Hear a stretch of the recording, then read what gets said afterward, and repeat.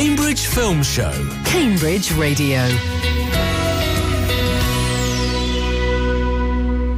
Hello and welcome to the Cambridge Film Show, your fortnightly jaunt through the landscape of films you can catch this weekend across the city in South Cambridgeshire.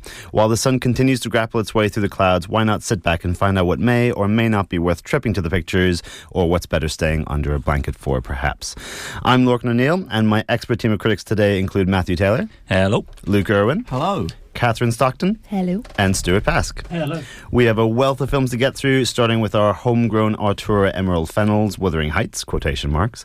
We delve into Los Angeles' criminal underbelly of high-stakes heists in Crime 101. Rose Byrne nabs herself an Oscar nom for If I Had Legs, I'd Kick You.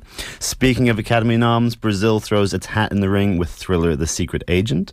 Things take a musical turn with historical drama The Testament of Anne Lee. We investigate strange goings-on at a hazard containment facility in cold storage. And we'll end on the one streaming release we have this week in rom-com relationship goals with a snippet from Matt on Scream 7, time permitting.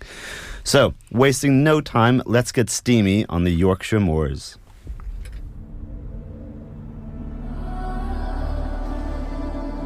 What should you do, Heathcliff? If you were rich?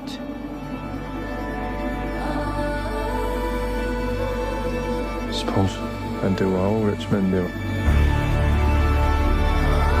Live in a big house. And be cruel to my servants. Take a wife. Writer-director Emerald Fennell switches gears to adapting one of the great Gothic novels in Wuthering Heights. In this flamboyant take on Emily Bronte's book, Margot Robbie brings to life Katherine Earnshaw, lady-in-waiting with a secret passion for the sibling-like servant Heathcliff. Lust broils to the surface as Cathy's world turns complicated and dark. Matt, you've seen this one. Since the trailer launched, there has been more than one eyebrow raised around the direction in which this adaptation has gone. It's certainly different. What does Emerald Fennell bring? Does she bring any signature style to this? Well, I think she does. I'm a big fan of her previous two movies, Promising Young Woman and obviously Saltburn. But I think you mentioned during your introduction, it's Wuthering Heights in quotation marks. So I think that kind of clues you into the fact that this is not an adaptation of a 170-year-old Gothic novel. If it's an adaptation of any novel, it's the adaptation of a 20-year-old novel, that novel being Twilight. Essentially, if you're a Twilight fan, as my wife is, you will know that Bella in the Twilight books is a big fan of Wuthering Heights and often references it as a way of understanding her relationship with Edward. And now we've got a Wuthering Heights adaptation, which is, for all intents and purposes, essentially Twilight with a sort of Bridgerton-style flavouring. And I think that's why it's annoyed people, because if you want a sort of look at the intersection of class and privilege, you're not going to get that at all. What you are going to get is two people in a very, very toxic love affair.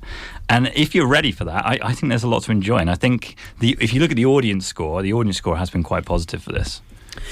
I mean, you raise an interesting point that this is maybe targeted more towards the Twilight crowd. I was particularly confused because a lot of the press around this has been steamy, bodice-ripping goodness, but it's a 15.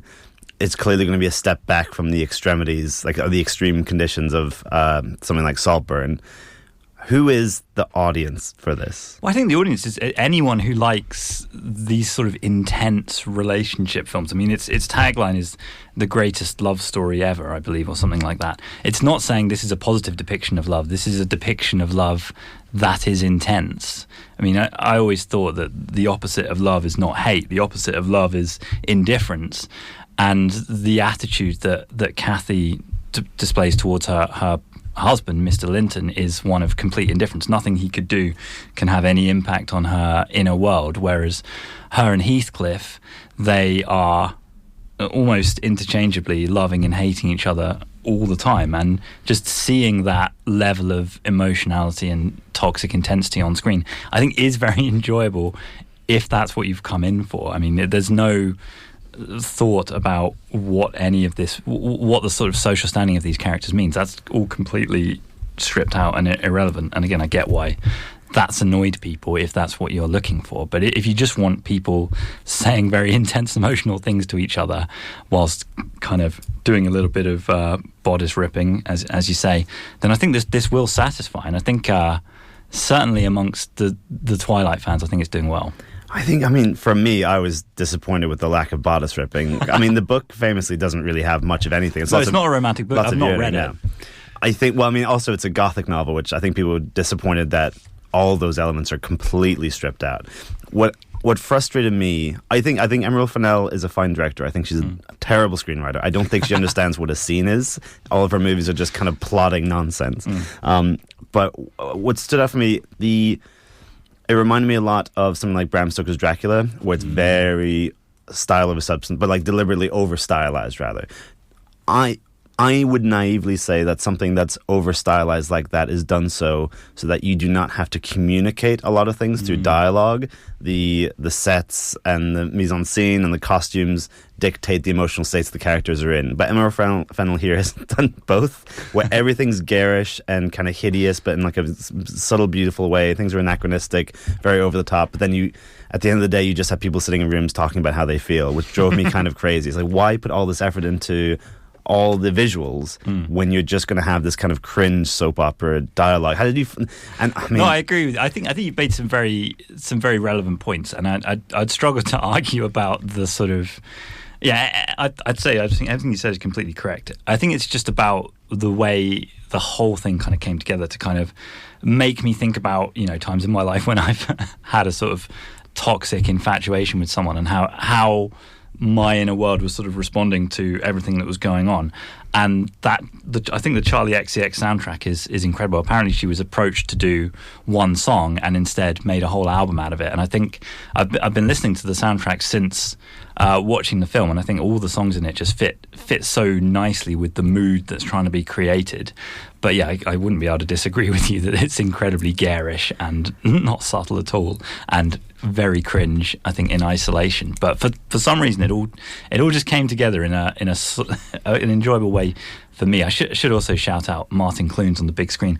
I don't know if I've seen him in a movie in a long time, but he's having tremendous fun as Mr. Earnshaw, Kathy's father, and definitely gets the biggest laughs from me because I was laughing a lot throughout this. I think it's a shame Martin Clunes is in it because it showcases how bad everyone else. I thought Margot Robbie and Jacob Elordi were shockingly bad, and Jacob Elordi in particular just looks like completely directionless. He looks pretty and he's there, but I didn't get anything out of him. I would say a shout out to Alison Oliver as well. I thought she was delightful, even though her character goes into... I imagine a lot of fans of the book or just life in general were pretty critical of Isabella's portrayal in this, particularly one scene that I feel could have easily been cut out. And reducing her, the vengeance that Heathcliff wreaks upon her just to a sort of consensual BDSM relationship, trying to tap into that 50 Shades of Grey thing.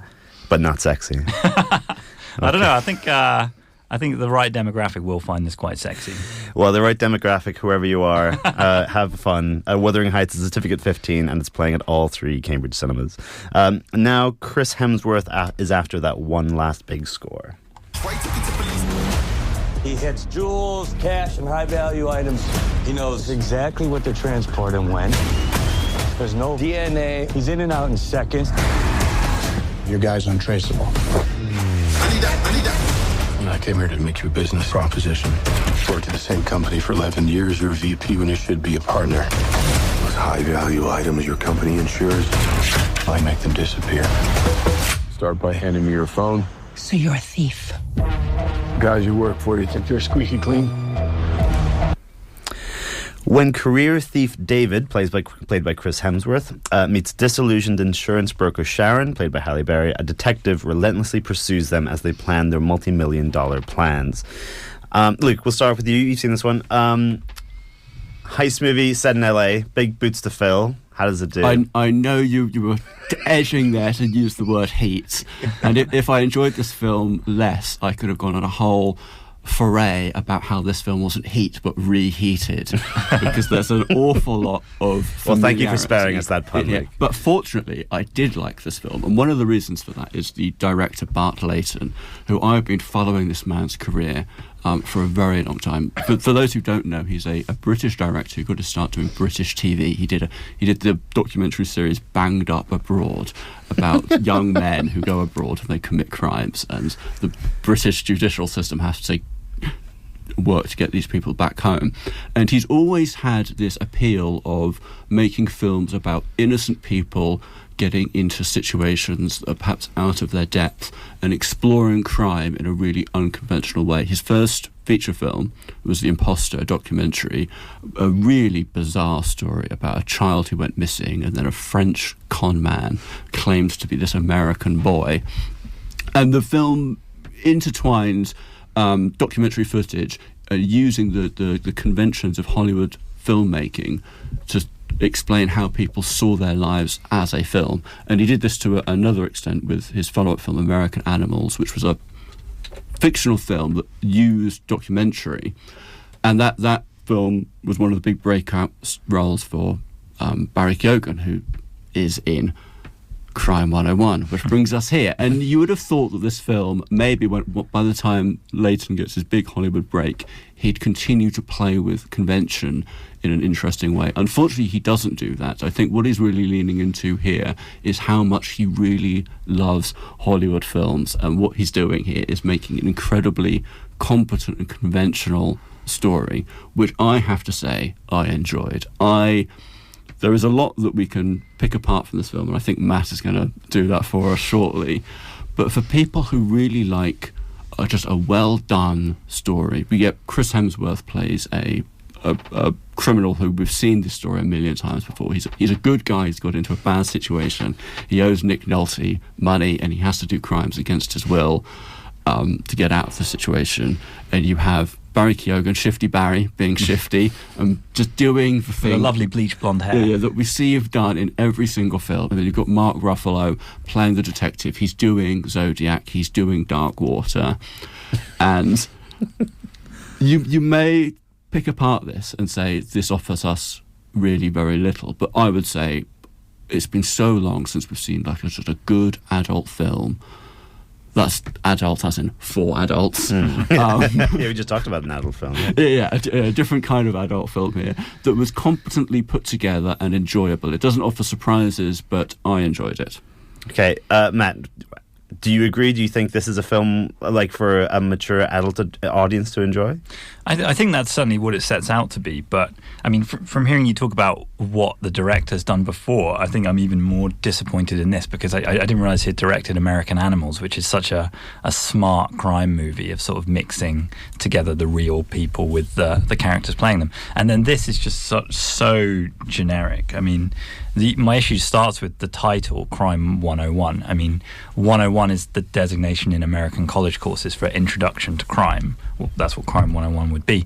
But then Chris Hemsworth's already done lots of crimes. He's not having an introduction to crime, and the 101 is just the name of a highway which his crimes take place along. So that I was already a bit confused. And then I was just a bit bored because Chris Hemsworth's character is just such a blank slate. I mean, this is really summed up when he has an encounter with a prostitute early on, and she asks him what he wants, and he says, "Oh, I don't know, normal stuff." So he's a normal guy. He wants normal stuff. He wants to get some money. And so I just don't really care about this. I cared a little bit about Mark Ruffalo because he's sort of bringing a sort of comic idiosyncrasy to it.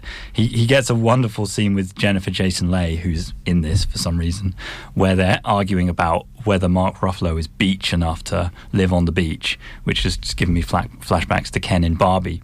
But there's just, it is very competently done, but there's just no real emotional center or payoff to any of it, really. And it kind of just, as the climax is happening, I was just thinking, I don't really care who lives or dies or who gets the money or who gets paid. And yeah, it's a shame because clearly this director does have a real flair, but it's just not really on display here. I would say there is directorial flair here. I think one of the things that really sells this film for me, and which, by the way, I love normal stuff, clearly, based on my review. Maybe this is why the film appealed to me and I found Chris Hemsworth more relatable, because I, too, like normal stuff. But I think you do get some of this visual flair. There's a couple of cinematic moments. Some of these shots of LA at night, and it always feels like cheating when you have an LA highway at night with all those glossy lights. It's almost impossible not to put that on screen and for it to look good. And I think Leighton is channeling Michael Mann here, and I'm hesitant to say that because if you're expecting Heat, as I've said, you're not going to get it. But I think it's a really good looking film, and the score as well really sells this film. There's a really propulsive score that taps into the characters' moods in a way that I thought propels the film in a way that perhaps the character work doesn't. What is it? Is it an action film? Is he bringing that? Is the director bringing that gritty crime element from American Animals? We've got three MCU alum. Is it MCU quippy? What's the tone?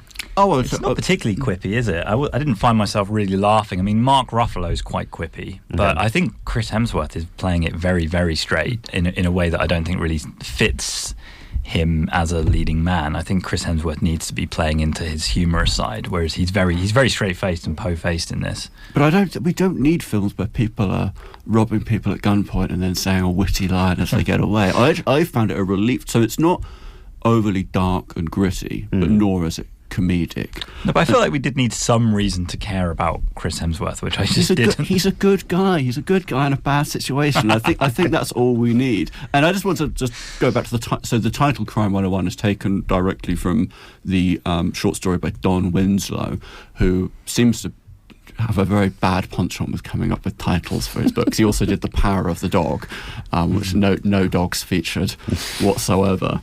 It is a poor title, I will grant you that, but I think that's one of those cases where it's one of the few examples where a book has been adapted and they haven't changed the title. Does this feel like a streamer, or is it one that people should see on the cinema? Oh, definitely streamer. I mean, no. There's just no need to see this on the big screen, I don't think. Well, I completely disagree, and I just think we need people in cinemas as much as possible, and it is a real surprise it's got a cinema release, and I'm glad that it did. Excellent. Well, we have an ongoing civil war in the studio so far, 2 for 2. Crime 101 is certificate 15, and it's playing at the Light and the Everyman. Entering our Oscars buzz element of the show as we find out what's got Rose Byrne so kicking mad. Mommy, the bathroom has water in it. Come quickly! I try very hard to be in control of her and everything, but it may as well not even be there at all. I don't like how it feels in my sock. Just stay there, okay? Just hold on. How deep is it? Are we gonna die? Is the house gonna fall on top of us? Mommy! Hey, we just got home, and you would not believe. Linda is a woman on the verge of a nervous breakdown in Mary Bronstein's If I Had Legs, I'd Kick You. Confessing her feelings to a therapist, played by Conan O'Brien, regarding her ill daughter, her absent husband, and a missing person. Rose Byrne plays the main character Linda, in this kind of buzzy Oscar drama. Catherine, watching the trailer for this, I haven't seen this. Watching the trailer for this, I'm not really sure what to expect when I go in to watch this. Is it funny? Is it just miserable? What is it? There are funny moments in this movie, but this movie is miserable. Rose Byrne as Linda, she is struggling with her, as you say, absent husband, who's a ship captain, having a jolly old time. Her daughter has a paediatric eating disorder, and she's working as a therapist who has to give advice to other miserable people. So it is kind of a network of misery. However, it is quite an astonishing film. As you said, there's a lot of Oscar buzz. Rose Byrne has many nominations, including one from the Academy. She balances like having to, as a therapist, give a kind of clinicized empathy to the people she works with, but then also attending therapy, only getting a really clinicized, sanitized empathy back. And it's so stifling. And she portrays that super well. But yeah, she also made me laugh at times. Okay. Luke, I don't have a lot of time for Rose Byrne. I have not enjoyed many of her performances. Does she hold up this film? Oh, absolutely. You'll be glad to know we've got consensus on a film today. I'm similar to you. I was a bit sceptical of seeing Rose Byrne in this because I'm still mostly familiar with her through Bridesmaids and similar such comedy roles, and seeing her you often see these comedic actors go into a dramatic role, and the first you hear from them is that they've got all sorts of nominations, and you think, are we supposed to be impressed that an actor can act? Yeah. But she carries this film, and she carries it really well. I mean, I would say maybe half of the shots of this film are just extreme close-ups of her face, so you get very acquainted with the details in her face. And this is a really actorly film, and it's a really interesting film. I think the premise of this film, we might think this is a film about what it means to be a young mother. And there have been comparisons to that Amy Adams film from a year ago. Are we allowed to say the title on air of that one? I think we went with Night B Word on the day. Yeah, yes. So that very much was a horror film about what it meant to be a mother. This, I think if you're a young mother, you'll watch it and you relate to it. But I think this has a much broader scope. I feel like this is a film that's about something more human. I think it's about the masks that people have to put on to feel like they're in control. And they use both being a mother, having to be in control, and having to be a support system to a child, mirroring that with being a therapist and being a wife. And how I think Bronstein here is trying to play an absurdist depiction of how foolish it is when we lie to ourselves and pretend that we're in control of a situation while everything is crashing down around us, whether that's our child's health or whether it's a big hole in our floor that means that we have to move to a motel. And there's something deeply human about this, and it relies on the human performances. When we've not talked about talk about performances. Conan O'Brien, out of everyone, felt like such a bizarre piece of casting. Did it work? I thought it really worked. Does he? What's his character? Is he like the kind of the pathos engine for the film, or is he just? So he's not. He's like, and I feel like morose. I feel like he's uncharismatic. Yeah, Bronstein is playing a trick on us here by casting perhaps the most charismatic man in Hollywood to play the most hard-nosed, mean therapist who is so incompetent as well. I mean, do you not think so? At least in his own personal relationships. I think there's certainly a really interesting question to be had here about what makes someone a good therapist. I thought he was impotent as a therapist, at least to. Well, so one of the interesting turns is that he is a therapist and a colleague to Linda, Rose Byrne's character. Yeah. So he's kind of has to balance both those roles. I think one of the great parts is that there's like a kind of, despite having both those roles of care over her, he's still impotent at it. He cannot deliver the care she needs. I thought that was a quite crushing moment. I thought it was so good that he delivered it though, because he's so unrecognisable. And Mary Bronstein cast herself in the film as well. Is there, outside of, and she is historic, she's made a couple films, but this is her first directing film in 14 years. It seems like she's done mostly acting apart from that. Is this kind of okay filmed with the actors leading the lens, or is there some flash or flare? Yes. As I mentioned, most of this film is close up of Rose Byrne's face. You're not going to watch this and see it as it's not trying to do anything particularly ambitious cinematically. And it's incidentally, I didn't know that was Mary Bronstein in that role. She's not given herself a big showy role. I don't know whether that could simply be a case of knowing that that's a relatively small role that's easy for her to cast for herself. In terms of some of the other performances, so the child appears almost entirely off screen, which is an interesting. He's even called Child. Yeah. Credits. And then A$AP Rocky as well. While we're talking about unknown or unusual casting choices, I was not familiar with the work of A$AP Rocky. Well, $8 sign AP. Yeah. I believe he's a hip and hop artist, and he's really terrific in this film. If you're talking about anyone who delivers pathos in this film, it's he. So he plays the superintendent of the motel that Linda works at, who appears to be the only safe space that she has until she eventually degrades that relationship. And he's one of the few people who communicates effectively and shows what a what being a healthy human being is. And it's remarkable how much everyone else in this film is protecting themselves with these rigors of, you know, therapy speak or boundaries, or you get a lot of people declaring their rules and what's acceptable, whereas A$AP Rocky, who plays James, is willingly human and vulnerable in a way that is heartbreaking. Okay, so a very human story. It sounds like it's well worth watching. If I Had Legs, I'd Kick You is a certificate 15, and it's playing at the Arts Picture House. Next up, we don't have a trailer for it because it is in Portuguese, but we are going to be talking about the hopeful Brazilian Oscar entry for Best International Feature, The Secret Agent. It's brought to us by the critical darling filmmaker of Aquarius and Bacurau, Kleber Mendoza Filho. Set in 1977, the story tells of a mysterious tech expert who seeks refuge by returning to his hometown only to find more trouble. I haven't seen this yet, but I'm very excited to. I've heard lots of good stuff. Is the buzz worth it, Matt? I think so. I mean, it's tricky to really know what this film is going in. I can tell you what it's not. It's not about a literal secret agent, and it's also not a film that you can just turn your brain off and let it wash over you. I think you need to be paying quite close attention throughout to the significance of everything that happens, because even though the plot itself, when it's all laid out in front of you, is not necessarily particularly complicated, the manner in which it's told is quite confusing, and we even roughly halfway through get thrown into a huge time jump that sort of introduces a framing device that kind of recontextualizes actually what the story is. So I think that, yeah, you do need to be paying attention. You can't be a bit tired and sleepy. You have to really be focusing.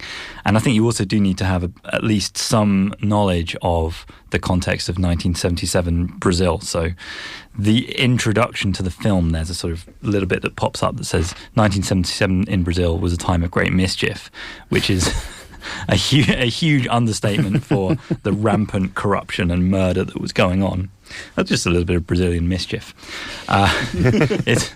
It's essentially a film about how everyone, in order to survive in this period of mischief, had to wear two faces. There's the face that you display to the world, and then there's your true face that you keep to yourself.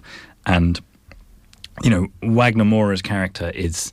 well, he's actually playing two roles in it, as you find out by the end, but he's initially this tech expert, and you sort of see who he has to pretend to be in his job that he's placed in versus who he really is and what his true feelings are. And there's sort of various kind of espionage adjacent elements where he's kind of feeding information to a resistance network against the government, but he sort of seems to be a little bit kind of taking a back step to it all, and he kind of just wants to fulfill his own objectives, which I won't spoil. But it's really interesting. I was definitely having to do a lot of reading about it afterwards to understand some of the more surreal elements, and then seeing how this actually did play into real things that were happening in the 70s in Brazil just made the whole experience kind of retroactively a lot more interesting, even though I was quite bamboozled at the time of watching it. Okay, so almost like a bit of historical fiction. Yeah, so the thing I'm sort of most referring to is this kind of recurring thing of a shark has been found with a human leg inside it. And at one point in the film, this leg animates and starts running around beating up people in the park. And apparently this was a real urban legend in Brazil at the time, that newspapers used to write about this hairy leg going around inflicting violence on people as sort of a way of being able to report on violence that was being committed in a way that wasn't going to get them arrested and censored by the government. So it's like, watching it at the time, I was thinking, why is this leg coming alive? But then doing a bit of reading after, it's like, oh, actually that's really smart, and I want to read more about it and try and understand more about the significance of all the things that you see. Okay, so almost kind of a trippy absurdism at times. A little bit. I mean, it's quite grounded for most of it, but there are these kind of absurdist elements of the sort of literal alive leg. One thing that did kind of frustrate me was the length. I don't think it needed to be as long as it was, and the nature of the framing device that gets introduced about halfway along means that we don't really get a satisfying ending to the story that we've been following for the whole film. So I did find that a bit frustrating, even though I did sort of understand what it was doing in terms of we'll maybe never really know the truth of what happened in the 70s in Brazil, because there were so many vested interests trying to put their own version of the truth forward. So yeah, a fascinating watch. I think it would be a worthy Best Picture nominee, and I'd be interested to see whether it wins. Excellent. Just one quick question, as a massive Udo Kier fan, this is I'd be remiss to say, this is Udo Kier's final film performance, and he famously says that he'll only play a side character if it leaves a lasting impression on the audience. Does he leave a lasting impression on his final performance? Yes, absolutely. I would say that his character doesn't have a plot critical role, so he's sort of playing a German living in Brazil, but he does kind of tie into this thematic idea of two identities everyone has and people choosing which identity they want to believe. And his scene certainly leaves a lasting impression, even if it's not perhaps a plot essential one. Excellent. Well, The Secret Agent is a certificate 15 and is playing at the Arts and the Everyman Cinemas. Cambridge Radio. Hello, Andy Lake here. You can catch me on Cambridge Radio every Sunday morning between 8 and 10. We play Sunday Scramble, where I scramble up the letters of a well-known Cambridge place and you have to unscramble them.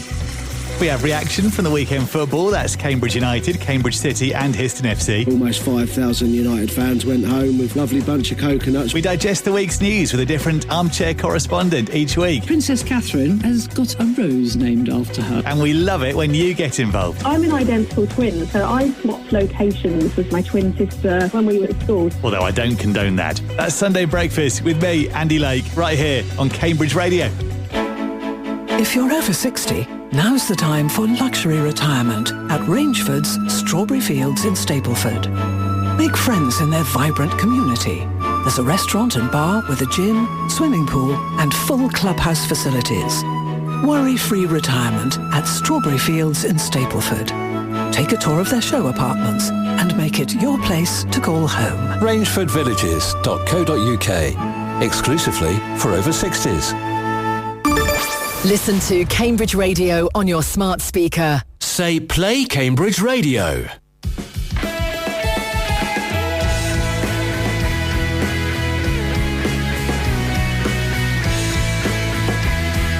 Cambridge Radio.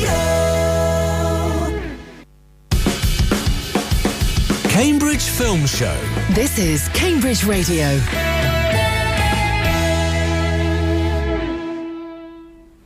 Welcome back to the Cambridge Film Show. I'm your host Lorcan, and with me today are Katherine, Matt, Stewart and Luke. We are halfway through our bumper roundup of 7, maybe 8 films. Remember, you can enjoy this and other shows on demand via the Cambridge Radio website, and feel free to text in at 07919 070 490 or email into the show at studio@cambridge.radio. Now we're going to shake, rattle and roll in New England.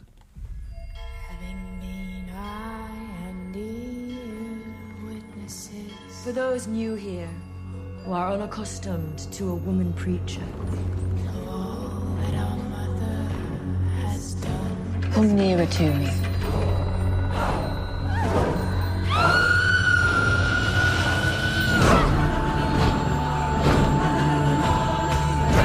Christ's spirit first appeared as a man, but has reappeared to fulfill the promise of the second coming as a woman. Our Mother Anne.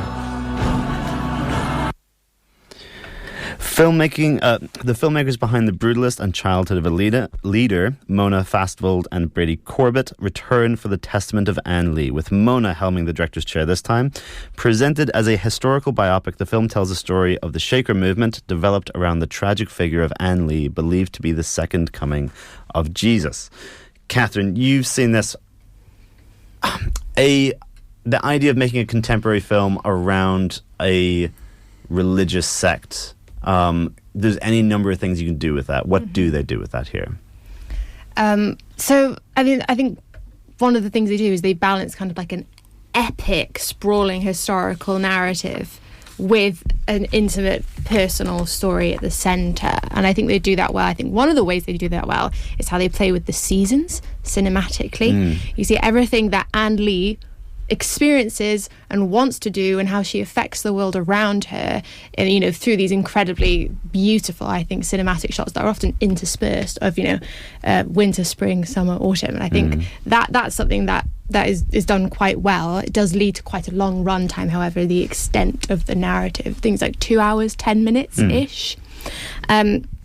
Another strong choice I think that's made here is that they do it through musical would you call it a number? Because it is a musical. When I think of a musical number, though, I think of something that's quite highly choreographed and kind of like curated. But there's an interesting way in which the musical elements here are of the natural world, and yet also without in some ways. Amanda Seyfried's voice is angelic. I could listen to her for 2 hours. It's so fragile and yet powerful. She's brilliant. So I'm very happy that choice was made here, because we get more of that. Yeah, I'm a huge fan of Amanda Seyfried. Not just that, I was bowled over by how amazing everyone does a Lancashire accent and then continues to sing in Lancashire accents as well. I was very impressed by that, including Lewis Pullman, who I don't think has a fabulous singing voice, but I think him singing, it's one of those ones where he's kind of struggling to sing, which adds a lot of pathos to his character, and I drew me in a lot.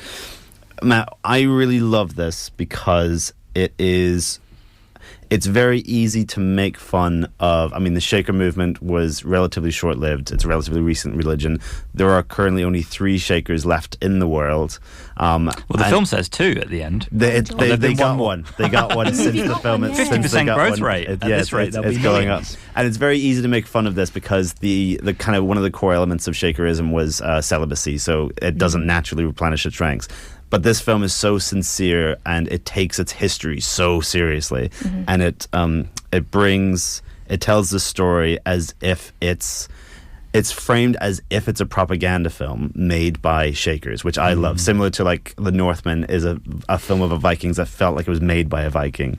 Did you appreciate the kind of historical context? Do you think it was a bit too long, like Katherine might have mentioned? Possibly. I did struggle a bit with the length, but I think perhaps that length was justified by the end, purely because it has given you almost the entirety of Anne Lee's life, and you've sort of seen all of the horrible things that have happened to her in Manchester that kind of, you know, she says she's been inspired by Christ, but we've seen the multiple child deaths that she's experienced, and we can kind of infer that her subconscious is telling her that sex is the reason that this has happened, and maybe it's not literally divine intervention. So I did appreciate that. It sort of allows us to draw our own conclusions about whether there is true divine inspiration or whether it's a more human kind of subconscious reaction that she's having. She is just phenomenal. I mean, you look into Amanda Seyfried's eyes and you see the eyes of a true believer and a zealot, and she is absolutely believable as someone that this group of people would follow into hell and back, into the new world and into the unknown, and sacrifice, you know, their own chance of love and happiness in order to follow this vision that she's had. It was, I think I struggled initially with it being a musical. I just wasn't expecting there to be songs that weren't actually happening within the narrative world of the film. But then once I got into that, I was sort of eagerly awaiting the next sort of musical set piece, because the songs were so haunting and engaging, and they've kind of been on my mind since I saw it yesterday. I think as I've slept on it, I've appreciating this movie more, and I think I do need to see it again to fully get to grips with all of the significance of everything that happens across her journey. But yeah, definitely worth seeing on the big screen. I think the music's done by a fellow called Daniel Bloomberg, who's a London-based musician who did the score for The Brutalist as well. And I didn't know this going in, but in the credits it says it's adapted from real Shaker songs. So they've taken these real Shaker hymnals, used the lyrics and kind of retooled it.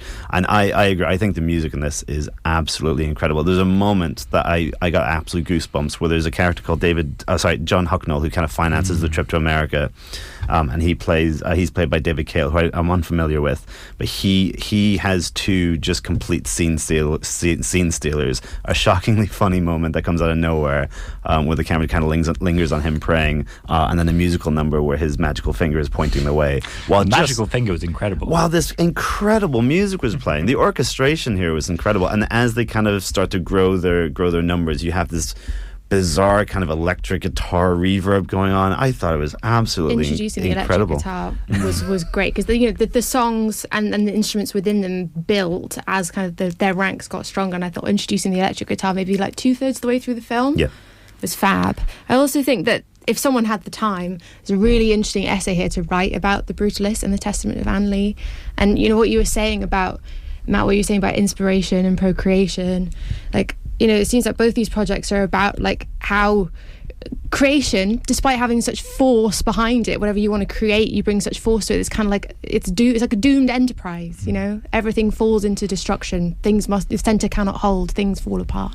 I think that I was reminded a lot of the speech that Bonnie Prince Billy gives in Ghost Story, where he's talking about ever since as people stop believing in religion more, they've lost this kind of ideal to create art on behalf of. And I think there is an element of that running through this, in terms of they're all doing it in the service of God, and they do these amazing things so quickly. It's all gonna come for naught. Any final words? I should point out that it is a very tough watch as well. I mean, she is really subjected to some awful things throughout her career as a female prophet and preacher. And the camera doesn't shy away from that. Exactly, and you really do see the impact that all of this has on her. But I think that's necessary for her story, so it's not gratuitous. Yes, Katherine, left to finish? My final word on this is that there were some scenes that reminded me of the kind of feverish voulez-vous scene from Mamma Mia, with Amanda Seyfried in the centre of the choreographed set piece that seemed quite ritualistic. So, my viewing of it was, at moments, was distorted through the lens of Mamma Mia. Okay, so you recommend Mamma Mia fans? I think, well, just from me, it's shot in wide. See it in the biggest screen you can, because I thought it was like Katherine said earlier, it's absolutely gorgeous. The Testament of Anne Lee is certificate 15 and is playing at the Arts and the Light cinemas. Moving from the divine to the absurd, let's find out what's hiding in cold storage. I don't hear anything. Well, I definitely heard it. Well, not definitely. I mean, I was like aware of it, you know what I mean? Like I was having an argument with my brain about it. You are very chatty. This place was military storage back in the day. You want to open it? Nope, I'm good. We're getting a temperature breach alert from a decommissioned facility. Some of us have encountered this before. We created a new species.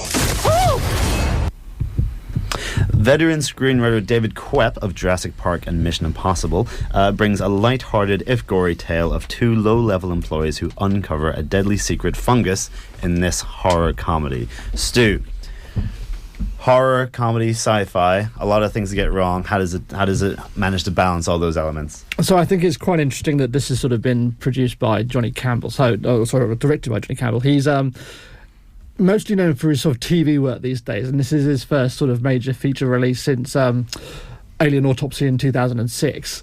So for him to sort of come back into the world of feature films with a horror comedy is sort of not entirely surprising. He sort of cut his teeth on like Westworld and Doctor Who, and I think a lot of that translates into this sort of comedy gore fest. It's sort of echoes of sort of The Thing and Shaun of the Dead and even like Zombieland, for example. It's got a lot of those sort of elements throughout it, but at the same time not being quite as good as any of them. Oh, okay. But don't get me wrong, I did enjoy it. It doesn't make any sort of apologies for itself. It is definitely B-movie flair. It is entertaining. It is snappy. It's short. It's not going to leave audiences going, this is lasting far too long. I was in and out of the cinema in a nice sort of decent amount of time, around 90 minutes or so, and I was entertained throughout. It was good fun, a good few laughs in it. You get to see Liam Neeson playing another one of his sort of odd comedy roles. They're trying to make that work, aren't they? Yeah. He's been doing that a lot recently, like in Naked Gun, when he was in the Ted movies. Seth MacFarlane keeps grabbing that comically large hook and bringing him on stage exactly to perform some vaudeville. Luke, Stu's mentioned kind of hints at other kind of horror comedies. I think watching the trailer, this reminded me a lot of Return of the Living Dead, where characters find something insidious virus in the basement and it breaks out and everyone starts turning to zombies. Did you find this was fresh for something that's frozen? I think this is a film that is leaning on a lot of genre conventions, much like a film we talked about earlier. This time, Matt and I were fighting over who got to say this one left me cold. You've asked me first, so I get to say it. If anything, this is a film that's too short because it's relying purely on one familiar scene that we've seen after another.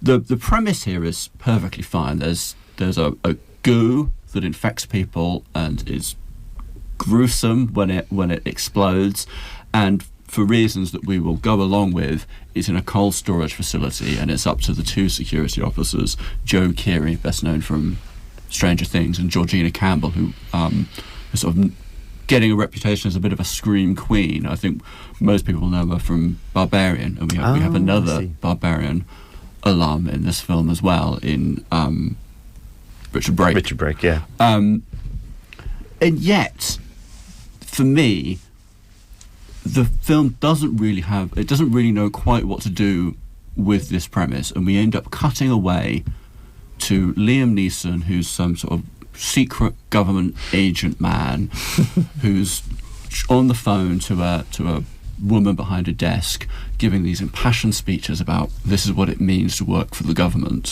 which feels in very poor taste when the premise here is that they want to put a nuclear bomb in the cold storage facility and blow it up. And I think if we're making a horror comedy about how the government wants to blow up its own citizens, and it's playing this as a heroic end point, that was really clumsily done, thematically, but also within the conventions of storytelling. Every time we're beginning to build a little bit of tension, dramatic and romantic, between the two leads, it completely deflates the film constantly. And that's not Liam Neeson's fault. That's David Koepp's fault, who was this is based on a novel that he wrote. I think it could have worked better as a novel. And I'd be really interested to see how this works as a novel, because as a film, it doesn't work at all. Yeah, it seems performance and visual heavy, if anything. Well, Matt, you and I like our practical effects. This is a horror comedy. Does it deliver? No, I mean, not at all. I mean, I think it's partly the cultural moment we're in of whenever you see anything now, you just think, oh, is this AI? But as soon as you see things, for me, if it looks fake, then it just takes me out of appreciating it or whatever it's trying to achieve in the story. So there's a deer in this that sort of wanders into the storage facility, and it just looks like the most CGI deer ever, and it's wandering around with goo coming out of it, and then it explodes, and I just think, I don't believe these characters are in there with a zombie deer. It's just not working. Just give me some practical effects. Even if practical effects look a bit naff, they still look kind of cool. I mean, obviously we love the Terrifier movies. Even the bits of that don't look particularly realistic, it's still cool to see. Whereas in this, I wasn't getting any sort of fun from the gore because it all just looked fake. There's a little bit of fun to be had from Liam Neeson. I think he is funny, and he is sort of leveraging his gravelly hard man persona to good effect in his sort of recent roles. But there's just so many elements of this film that just don't need to be there or go nowhere. I mean, you've got Richard Brake as a sinister military officer, and Richard Brake is about the most villain-coded presence you could have in a film. And as soon as you see him, you think, uh-oh, this guy's up to no good. Does nothing. Doesn't have any relevance in the film. Vanessa Redgrave is in it. She's Vanessa Redgrave and Leslie Manville. Yeah. Vanessa Redgrave, at one point she's just told to leave and just does, and we never see her again. Joe Keery gets a gun at some point. You think, oh, he's got a gun, what's he going to do with it? He's not going to do anything with it, he's just going to put it in a bucket and walk away. And even his nickname, he's called Tea Cake, and he says, "Oh, there's a long story behind it." There isn't. There's a very short, boring story behind it. And I would have cut the whole intro, to be honest. I mean, I know it's already only 80 minutes, but we get this extended kind of intro of introducing the virus, and we find out all its capabilities, and that just kind of takes all the mystery from the storage facility. At least if we hadn't had that intro, we could get some fun from learning what this virus does and what it is attempting to achieve. But that mystery's gone, and yeah. It is worth mentioning that intro as well. It is very loosely based on real events that happened in the 1970s when NASA Skylab did crash in Western Australia. But that's the only sort of element of it is great grounded in any reality, I think. There was a film we wanted to talk about in this show called Good Luck, Have Fun, Don't Die, which is from one of my favourite directors, Gore Verbinski, and he's a very cinematic director. So it's a shame that film didn't get enough of a release for us to be able to cover it. Is this a good kind of... What was the audience like? Was it worth going to see this with an audience? Were people laughing? Was it a good vibe? It was actually pretty packed. I mean, I think that's got to be the Joe Keery factor. Yeah. But I saw this on release, and it was pretty much a full screening.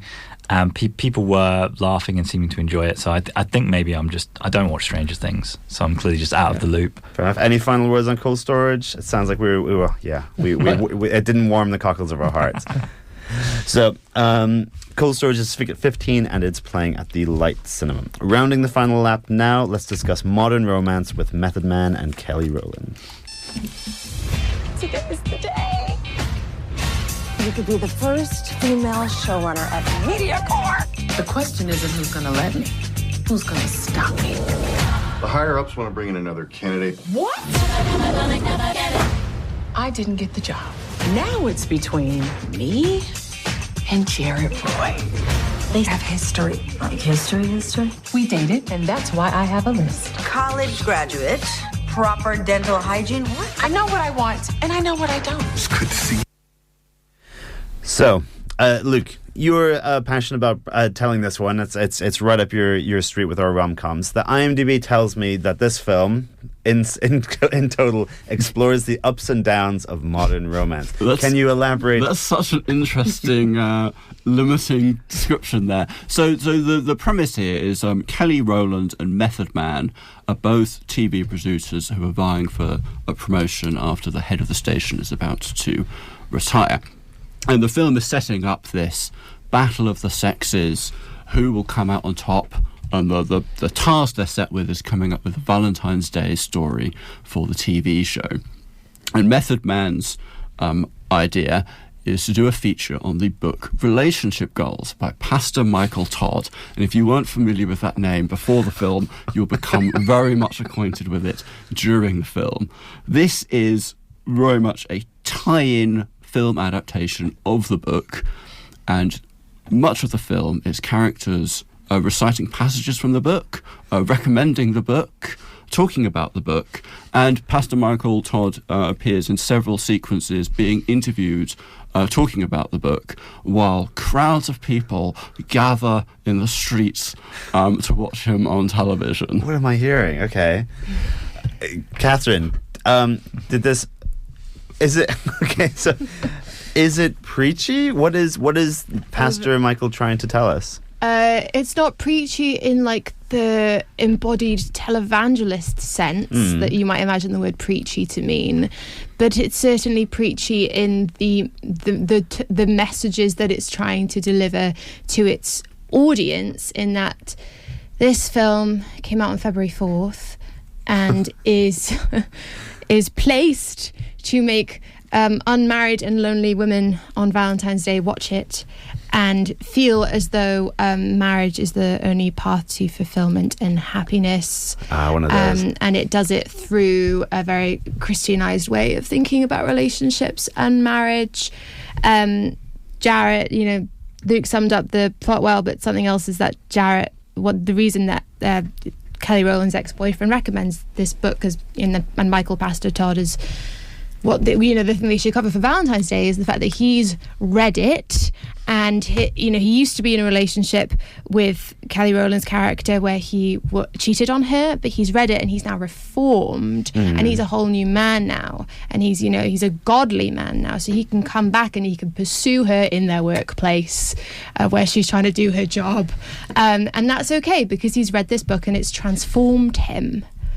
So not only is it kind of, it's preaching about, marriage is the only path to happiness, but it's also kind of prescribing it through a very specific rubric of this Christian book, which you can buy on Amazon and has very good reviews, like 4.3 stars or something like that. Oh, wow. I imagine the only people reading are the ones who potentially watch this film. What is it, as someone, as presumably people watching it from outside of the target demographic, did you find it kind of interesting to see something from a different perspective, or was it kind of risible? I mean, in some respects, I am the target demographic, given my penchant for romantic comedies. And what I will say is, I almost preface this every time I review a romantic comedy with that it doesn't really matter what the film is about or what happens. It's about whether the two leads have chemistry and get on, and whether you enjoy their company.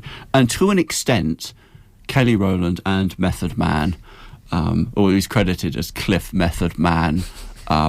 What's his surname? I can't remember. Cliff Smith. See, the whole reverse Dwayne The Rock Johnson thing isn't working for him because I only know him as Method Man. The two of them share some reasonably good repartee on screen, and there are also moments in the film that are very conscious of the conventions of romantic comedies, particularly the final set piece plays up people acknowledging how much this is like a romantic comedy, which is amusing, to an extent, in a way. And you could do worse. Honestly, there have been worse romantic comedies. It's just a shame about the broader lessons that the film is trying to teach us. Okay, could do worse, Katherine? No, this is one of the worst romantic comedies I've ever seen. Could do worst is the worst. I think, there are some really cool costumes that Kelly Rowland, Leah Caldwell, her character, and her friends wear. There's one person who wears a leopard print dress with built-in gloves on a first date. I liked that. Okay, nice to end on a positive. Relationship Goals is a respectable 12 and it's streaming on Prime. Sadly, that is all the time we have for today. Please join us in a fortnight where we'll be talking Maggie Gyllenhaal's Frankenstein riff in The Bride, and we can finally cover Steve Coogan's football drama Saipan. Till then, it's goodbye from our reviewers. Goodbye. And it's goodbye from me. Have a lovely weekend, everyone, and here's to some nicer weather coming up.